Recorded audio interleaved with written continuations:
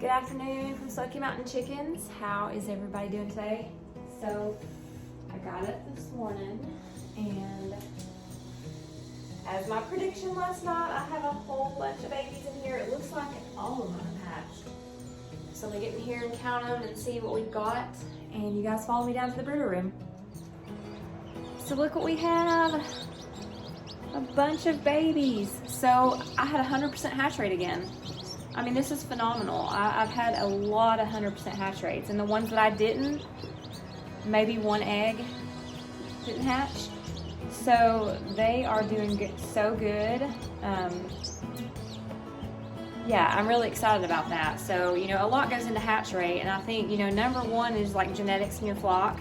So you have a healthy flock, and, you know, incubation, like humidity and temperatures, nutrition, things like that all go into play. So everything must be on point, and I'm really excited about it. These birds are very healthy. All right, I'm taking them down to the brooder room. So let's follow along and see what they look like closer to the camera. I will show you guys the colors.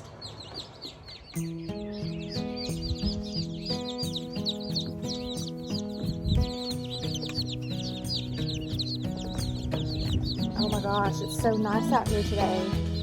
I think it's supposed to be in the 60s. It's like a spring day in winter, and I will take it. Yeah, so the forecast is going to be awesome this week. And I'm so looking forward to warm weather after the cold we had. Bye-bye, winter. Okay, here they are. Check my brooder again, make sure it's warm. And it does feel warm. Here they are. Pretty foot feathering. There you go. And look at those. Those are really dark down. Maybe an overall darker millifleur. Really pretty foot feathering. So these are a lot like silkies. They have the very docile personality that the silkies do. Very, very friendly, very sweet. But I will say what I think is a little bit different about these than silkies is they have a more bright personality. I mean, you can see the expressions on their face. They are more playful, I think, more alert. And I think the reasoning is because they can see. So I just love their personalities. They're my favorite. Like I said, I raised silkies for a long time. Oh, look at that one. It's like a blue millifleur. But I like these better just because I think their personality is a little bit more expressive. And yeah, I think it boils down to them being able to see. They don't sleep on the ground. They do roost, which is a big plus, I think. They lay eggs in nesting boxes, which I like. But they're still really small, and you don't have to have a large area to keep them. They are good mamas, and they will hatch anything they sit on, including they try to sit on my wooden eggs.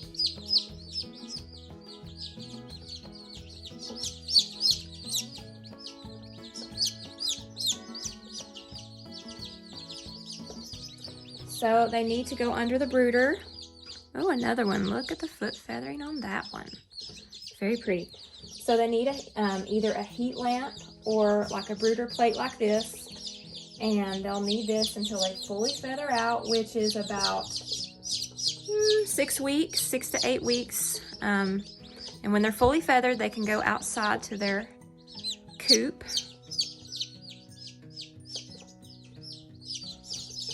What are y'all doing?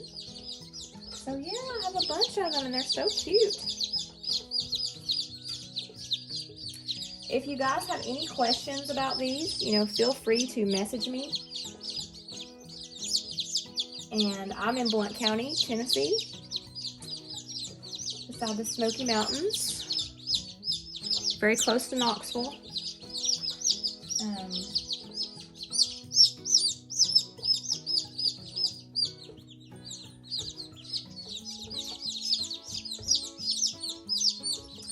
You're a little chunk.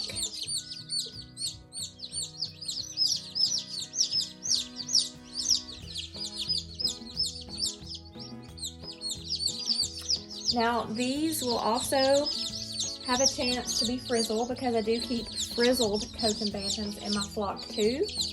Oh, look at you. Oh, wow. Pretty foot feathering. So any of these could be frizzled. It's a possibility. And a lot of people ask me, you know, when they come here, so a lot of people ask me, you know, which ones are frizzled. Well, I don't know yet. And the way to tell is when they start getting their wing feathers, the tips of them will start curling. And that is usually at about 2 weeks of age, close to it. So I don't know yet, but I will before long. So you guys need to go into there and get some warmth. So the temperature you want to keep your chicks at is around 95 degrees the first week. And then you can back the temperature down 5 degrees every week until they are weaned off of the heat. So this is set. It's preset for the temperature they need. I can raise one side up, you know, if they need to get away from the heat. But if you have like a heat lamp, then you can get a thermometer to put under it so you'll know kind of how high to do it. But you can also tell if the chicks are cold because they will chirp a lot and they will huddle up next to each other, like really tight, and that means they're cold. If they're hot, they'll be trying to get away from it. So there's a balance. If you have a heat lamp, I do recommend a thermometer. So yeah. All right, so the chicks are all cozy in their little brooder. Everybody's good. I'll probably come down here and check on them several times today to make sure maybe they come out and start eating and drinking. We have lots of projects going on. So I have a chicken coop on the way. We've got part of it started, and my husband's going to start bringing it in, I think, this evening. So I will keep y'all up to date on all the projects, and I do daily vlogs of my chickens and just things that go on. So y'all feel free to follow us here on Facebook and YouTube as well. So you guys have a great day and see you soon.